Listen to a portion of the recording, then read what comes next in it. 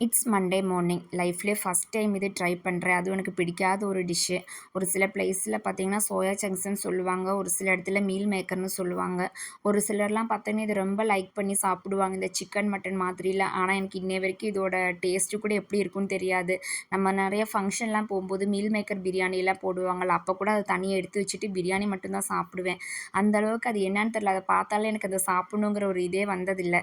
ஆனா, இப்போ கொஞ்ச நாளா இந்த யூடியூப்ல, இன்ஸ்டாலலாம் ரீல்ஸ்லாம் பார்ப்போம்ல, ஃபுட் ரீல்ஸ். அதில வந்துட்டு நெறையா பேர் போட்டிருந்தாங்க. சிக்கன் கிரேவி மாதிரி, மட்டன் கிரேவி மாதிரி சூப்பரா இருக்கும் அப்டின்ட்டு. சரி அது என்னதான் டேஸ்ட்ல வருதேன்னு சொல்லிட்டு, எப்படியும் டேஸ்ட் பண்ணியாவது பார்க்கலாமேன்னு சொல்லி கொஞ்சமா மட்டும் வாங்கி ரெடி பண்ணிட்டு இருந்தேன். சப்பாத்தியும், சோயா கிரேவியும். அதுக்கப்புறம் சைடுல கொஞ்சம் நம்ம யோகிக்கு சத்து மாவு கஞ்சி ரெடி பண்ணிட்டு இருந்தேன். இது சாப்பிடலன்னு இவனும் ஃபர்ஸ்ட் டைம் தான் ட்ரை பண்ண போறியா, சாப்பிடலன்னா என்ன பண்றதுன்ட்டு, அவனுக்கு கொஞ்சம் முன்னெச்சரிக்கையாவே கஞ்சி ரெடி பண்ணி வச்சுட்டேன்.